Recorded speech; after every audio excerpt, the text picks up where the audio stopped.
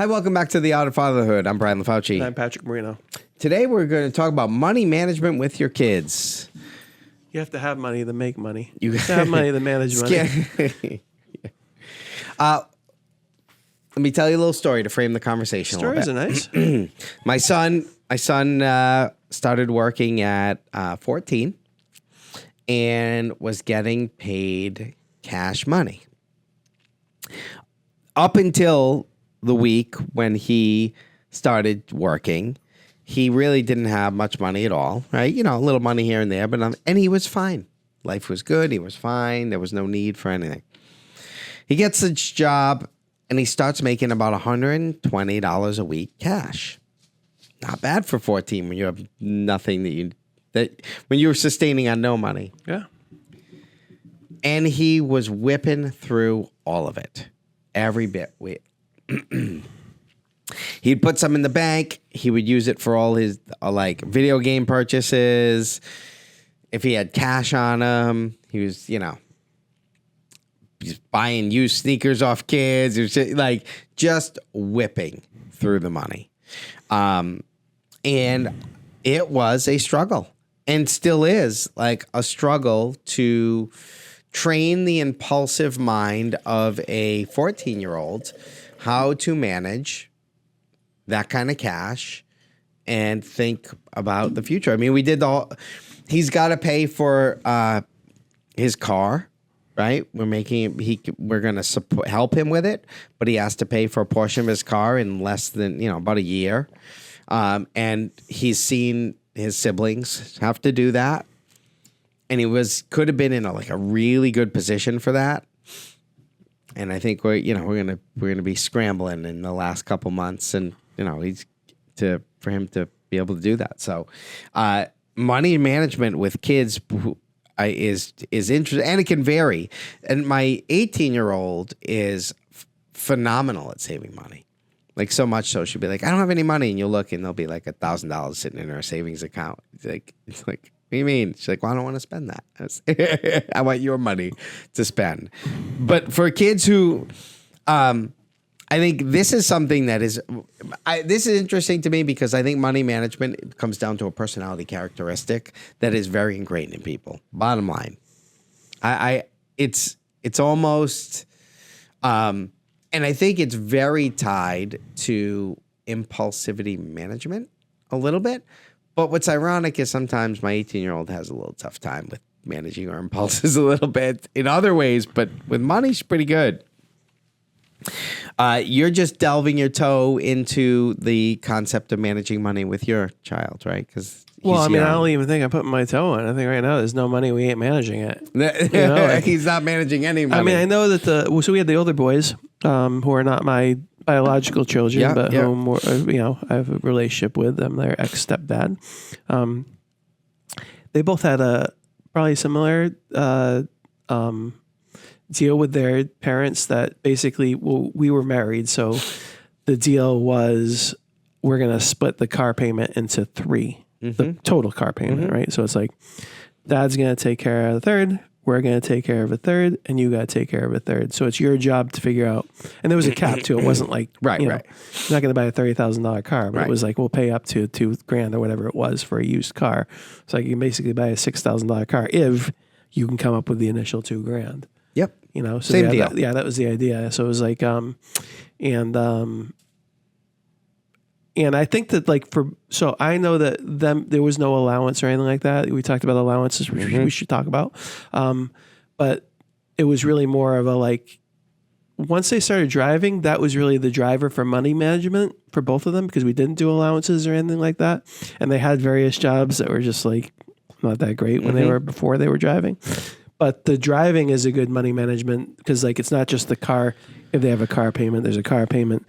But it's also insurance and gas. Right. Right. And repairs. Yeah. Insurance, which is the gas, one that repairs, creeps up on you. And then on top of all of that, now money to do stuff while you're driving around, right? To be able to do the drive-through with your buddies, to be able to go out to eat, to be able to go do whatever they're going to do, buy a ticket to whatever it is they want to buy a ticket to.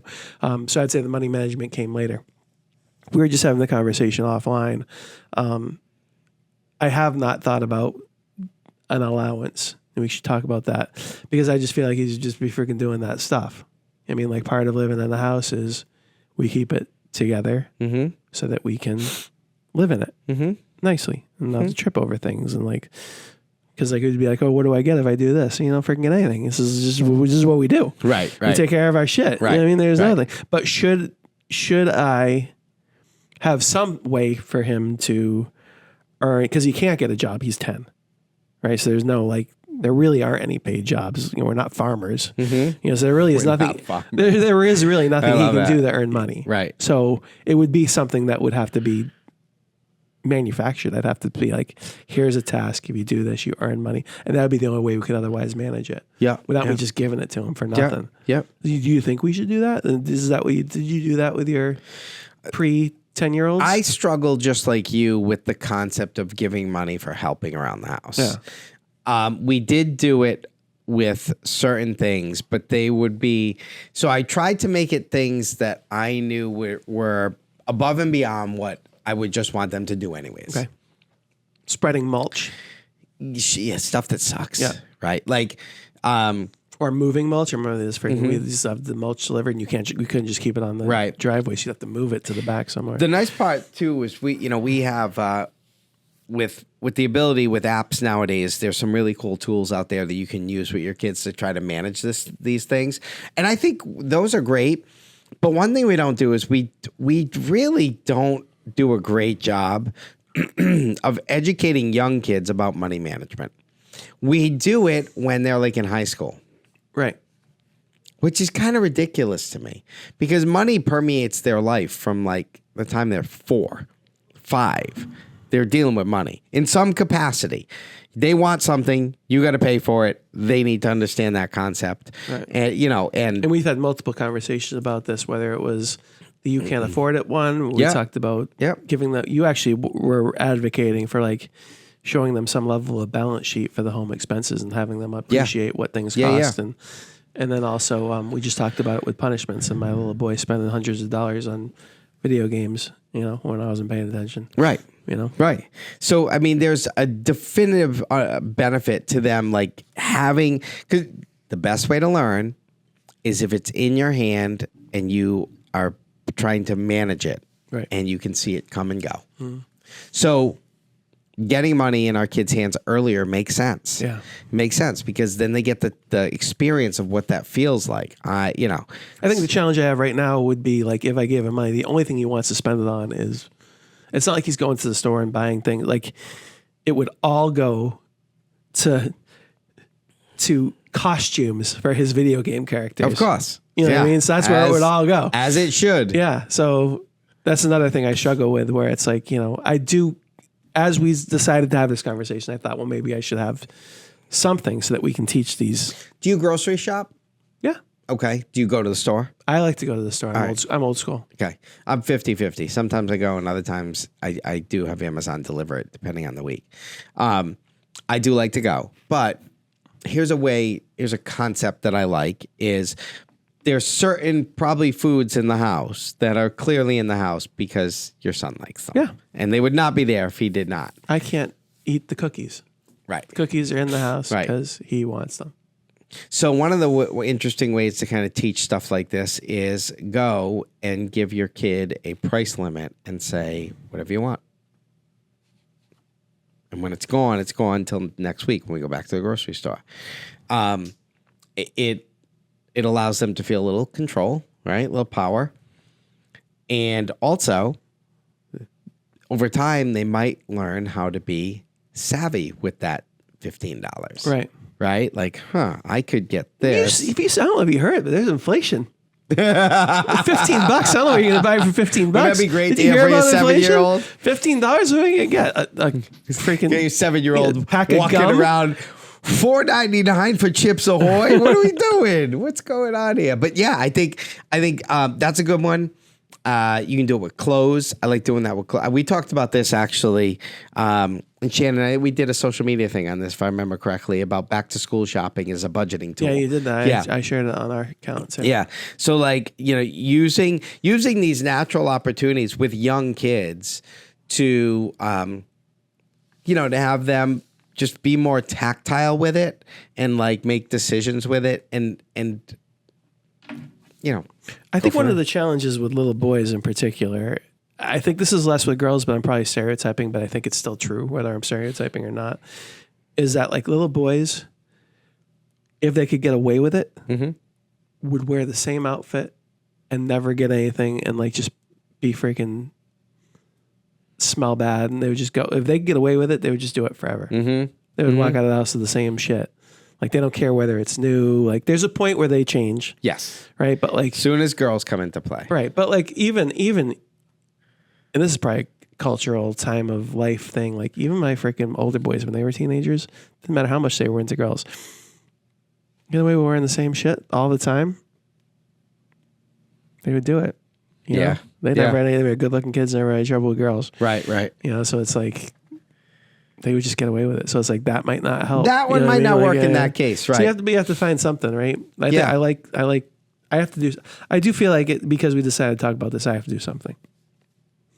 Because I think it's important. Yeah. Because he is making the mistake. I mean, we are having a lot of these conversations because of the fact that he spent so much money on games. Right. You know. So if I was to take this to one more level, so the initial thing that I like to recommend is start by giving kids some control over things that naturally parents we would just purchase, right? So that's phase one. They get some money, they see how far it goes, they get a little bit of value. Phase two, we're talking economic terms right now, is to teach your kids the fungibility of money. And teach them that money, when it gets spent here, now cannot be spent here. So if you were to like, as that became just old hat, what you could then do and say something to the effect of, here's $20 every week, right? That I'm going to give you. And I say give, but it would be money we would use on them over time anyways, right? That is for your snacks or anything fun that you would want, like a skin for your video game, and then let it be. And if he goes to the grocery store with $0, we're not buying any Chips Ahoy that week. So when you're walking around the house, like, where's my Chips Ahoy? Well, it's right there in that skin on that video game. That's where your So I think if you're going to phase this as kid gets a little older and like, yeah, all right, I get it. That first lesson kind of is ingrained. Then bringing in like another lane and having them learn how money plays together globally, right? And could be a good thing. I think education, using tools to kind of help your kids, like the Greenlight app is one I really like. The Greenlight app, you talked about allowances. The Greenlight app you put on your phone and your kid's phone, it allows your kids to like check off chores when they do it.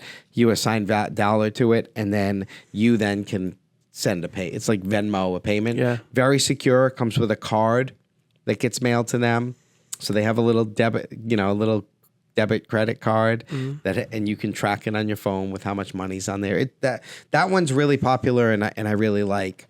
So I think it's the combination of them getting used to money management, understanding like when the tactileness. And I like dollar bills because it's it's so easy to swipe a card and be like, oh, I didn't check. That was one of the things that my son was doing too, was creating all these like accounts that come out monthly. Yeah. Oh, I'll buy that for I'll buy this thing. $7 a month. Right. Not that bad. And then, before you know and it, then I'd multiple. Right. And then I was showing him, hey, you declined. You got to fix that. You got to put money in that account. He's like, oh yeah, that was that thing I sent, There was a lot of learning that happened. Yeah. Yeah. Sounds good to me. I got to figure something out. Yeah. You got a plan. Yeah. Ready to go do it?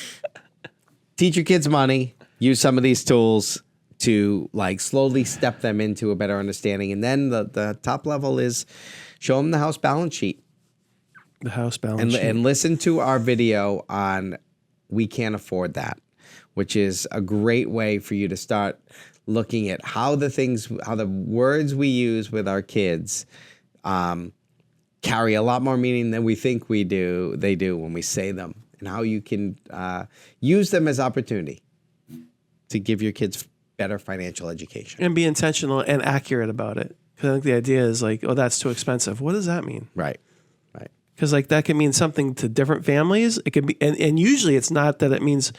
It is a thing like if your kids are like talking to other kids, and so the fact that something is more expensive to other families, that is part of it. But a lot of times you aren't differentiating expense in terms of whether you can afford it or not. A lot of times you're putting a value on it yourself, Right. And you're saying, well, we're not going to spend that much money, whether you have it or not, Right. on that thing, Right. Such as the Fortnite That's where skins. the fun. That's where the fun. Teaching them that second thing about like how money what's can valuable yes. and what's not. How much Spend we it want here, to we don't spend have on it this here. versus this. A lot of times the actual dollar amount is as important as is the value.